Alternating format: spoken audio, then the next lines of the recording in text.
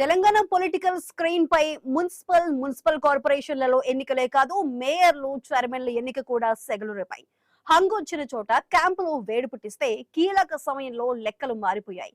హంగొచ్చిన చోట మేయర్లు, చైర్మన్ల ఎన్నికల్లో high voltage హైడ్రామాకు తెరతీశాయి ప్రధాన పార్టీలు. చివరి వరకు ఎత్తుకు పై ఎత్తులు వేశారు నాయకులు.